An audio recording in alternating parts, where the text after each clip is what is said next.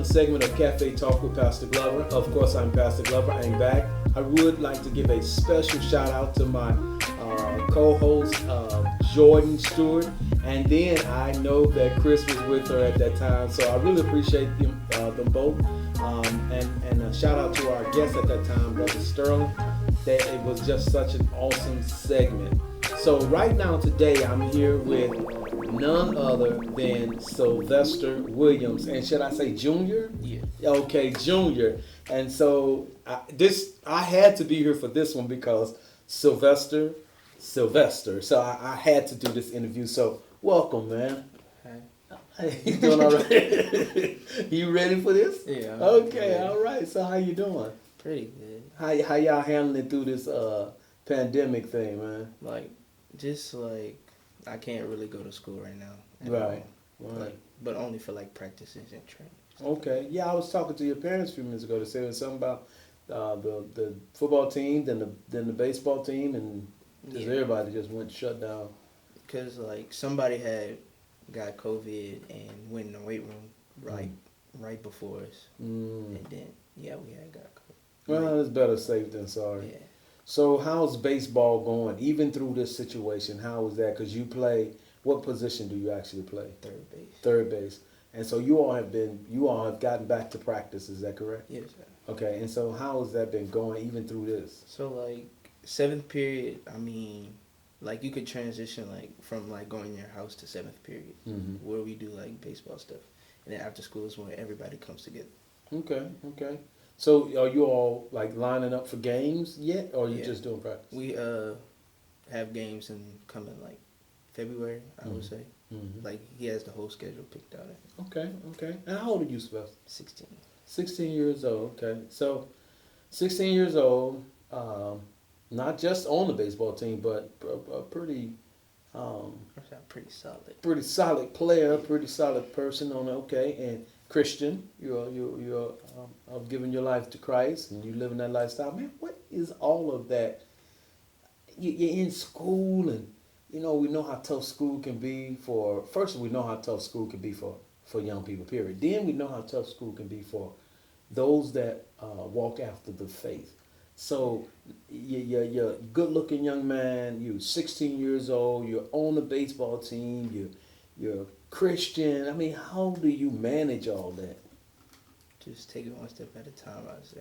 One step at a time. I like that. That's a good, solid, straightforward, not many words answer. I like that. Okay, cool. So how's it around the house? Pretty good. Just it's pretty good. That's really it. And you're only child. What is that like? I would not know the story.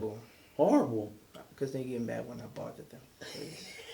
Because it's just so they doing their thing for a moment, and you be like, look, I gotta go somewhere, and man, that's a wrap. All the solitude has been broken. Tell me something, man. Tell me about beacon.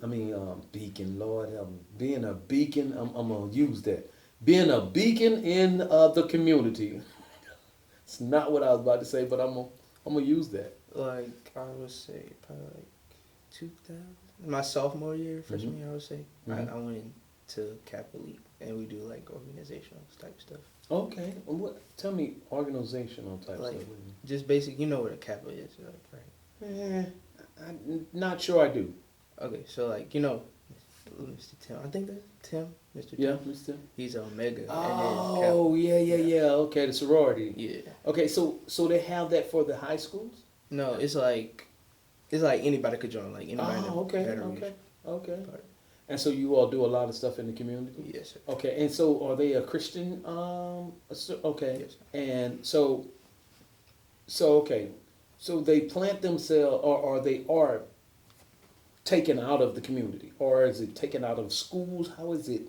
We just do community work around Baton Rouge. We have something coming up with PayPal, not PayPal, but when you write a letter to somebody.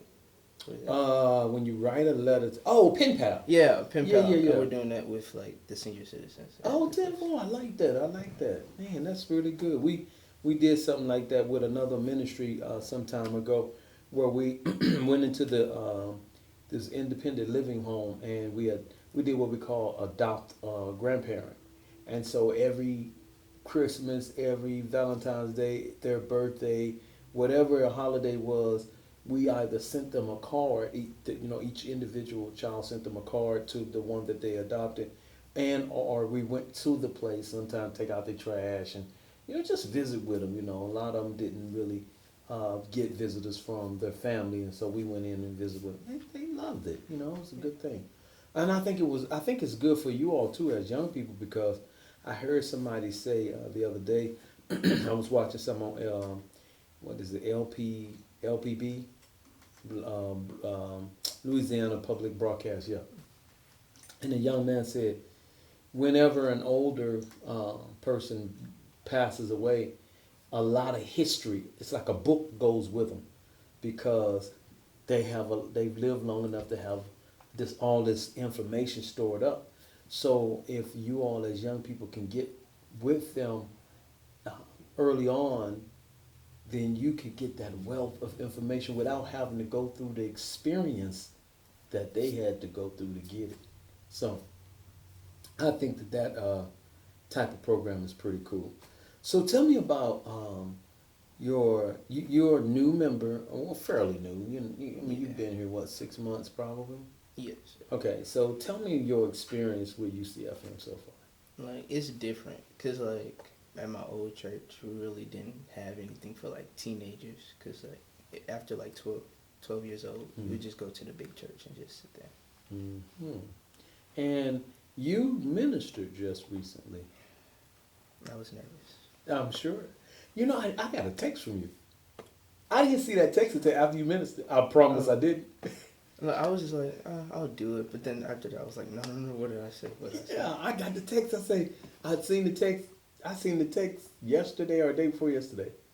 I'm so serious. I said, oh, okay. And this was after the fact. Yeah. So I was pretty impressed, The text said, I'm going to share it with y'all. The text said, I believe I'm ready to share a word or something to that effect. It was something like that. Like, I don't know. It was like, it'll be fun to do it. I'll try it. And got up and laid it down. Did a very good job. So looking forward to you doing it again. So tell me, what are some of your favorite, besides baseball, what are some of your favorite things to do? I like to, like, write poetry sometimes. Oh, okay. You like to recite any? Okay, I just thought I'd check it out. I was gonna let you do your thing if you could.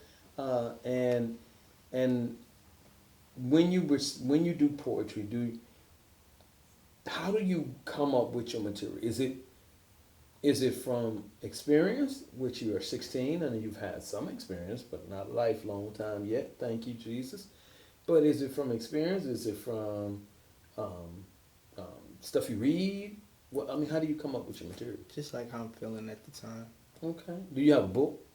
I have this little journal that I write. Okay. And how long you been doing it? Since last year. Okay. Got a lot of poems in it? I stopped it after a while. What? It got kind of busy with baseball. Oh, okay. Because my brother, he got one of his poems published. I still got the book, but he stopped after that.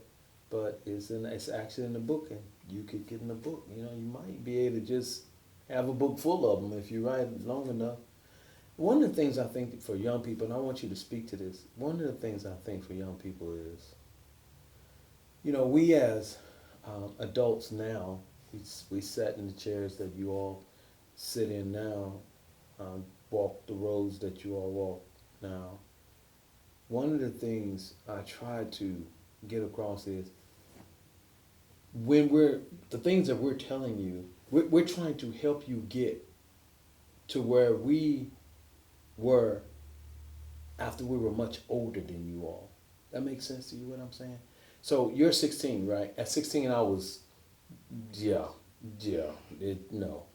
But, so what I'm saying is, okay, now when I got 18, 20, whatever have you, I was trying to figure some things out. If we can pour into you all what we experienced at those ages, while you all are now, like bank accounts, savings, spending wisely, um, you know, addressing women properly, um, women carrying themselves properly.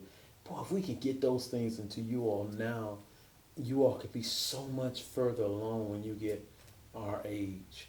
So, what do you see happening to help us in the ministry, out of the ministry, get across to your age, your generation? Like, I would say that I never experienced like things like I never knew there was a retreat for like teenagers and all that stuff, and I really never knew about banking at all. I just knew about spending it and just putting it in the bank. So you've never knew. So you've never been on a retreat. No, sir. That was Okay. my first time. So you went when you went on the second retreat. Yes. Okay, so you went. That was your first retreat, and tell me about that experience. It was different. I never felt that way before. Okay, so you think that those type of things might work for the young people, or you think it may be overbearing? Do you think the young people would even give of themselves? I like first time when I went, I was nervous because I didn't know what was happening. Mm-hmm. But then once I started getting to know people, since I was just new, yeah, I started opening up, and then Okay. Now you say the first time you went. You mean when you first got there? yeah. Okay. All right. Because you didn't go on the first one. You went on the second with us. All right. So let's talk about your peers there, and just this is just your thought process. You know, this is no factual anything. It's just your opinion. Do you feel that more of the teenager got something from that versus it was just a little vacation? They got something from it. They got something from it, and you say that because. Oh, so like the night after the final night, when we went to sleep, we just started talking in our dorm rooms. You was mad at us because we were up late. Because y'all wouldn't go to sleep. Yeah. But we were just talking about like how we felt after the fact. Okay, Yeah. okay. That's good. And see, we don't get to hear that. I don't know why y'all don't want to tell us. You know, it'd be nice for us to hear that. But us as adults, we just don't get to hear that. I don't know why. We're nervous. Oh, okay. So what can we do to make y'all not nervous? Stop fussing? Yeah. Well, in that case, I don't know how that one's going to happen. Y'all just stay nervous, stay fussing. In any regards. So tell me, I want to talk a little bit more about your experience here at UCFM, if you don't mind, and then we'll take it somewhere else. Tell me about what is it that you like most about UCFM? How it offers something different than just the traditional, just like Overall? Yeah, overall. With the youth, with the adults, break that down like for me a little bit. with the youth, like it's just more than just one thing. Like you just go like in depth with like everything, like the banking thing, like teaching how to fish, Right. and just other stuff like Wednesday school. Mhm. Like I would never go to Wednesday school because it would be in like Laplace, if you know what that is. Oh, gotcha. I know what it's Yeah, at. so it was like far away from me. So I only just went to Sundays, but like Okay. it offers something more. I gotcha. And so, do you feel that you've grown at all since you've been here? Yeah? Okay, that's good. I like that. So, would you be willing to do a testimonial one day? Yeah. Okay. Well, I think you should do that. I'm gonna get you connected with the right person, and you give a testimony, and you can tape it so you don't have to feel like you're standing up in front of everybody and getting nervous. Either way, you can tape it or be up in front, or you can write it and she'll read it. So either way it go. But we would like to get testimonies like that. I think the parents of other teenagers and children need to hear that kind of response so that they know, things are going on over here. We're moving and moving forward and everything with what we're doing. So let's go back a little bit. We got a couple of more minutes. So tell me about Sylvester as a person. When is your birthday? March 17th. Sylvester, do you know my birthday is March 20th? This is getting too weird. Okay, so tell me about Sylvester. What do you look for, Vess, in in the ministry, what do you look for? What do you look for yourself? What are you seeking? What has God said to you about you? Like, what do you mean? Well, so we all have a mission, a plan. We have something that we're supposed to be doing. We have something that we believe that is our focus. It takes our focus. What do you believe God has called you to do? To like bring people closer to God, I should say. Like sometimes my friends be going through stuff and I just help them out. Ah, okay. So you kind of talk with them, and they come to you and confide in you and stuff like that. Yeah. Cool. All right. What about the ministry in the ministry? What about how do you feel your role, or you feel that you can help with gathering the ones that's here, and steering them in another direction? Or do you think you can even do that? Do you think you can even be a part of that kind of thing? I feel like I could. Huh? Okay. So do you need a whole team to do that, or you can do that by yourself? Strengthening numbers. Okay, I got you. Okay. All right. Well, look, man, it's an absolute pleasure talking with you, Vess. I Miss Jordan called me and asked me, say, well, who's hosting tonight? You and me. I said, no, I'm gonna do this one because I got Sylvester coming, so I think I want to sit down and talk with him. And it was an absolute pleasure talking with you. I pray that you all pray for your team, the football team, and everybody at the school, coaches and everything, that they stay safe, and that they don't actually get corona to the level that it's been going around. And I pray that you all get back to what you like, playing baseball, playing football, and that you all have an absolute successful season. That's my prayer for you all. You got any last remarks you want to share with the crowd? I love y'all.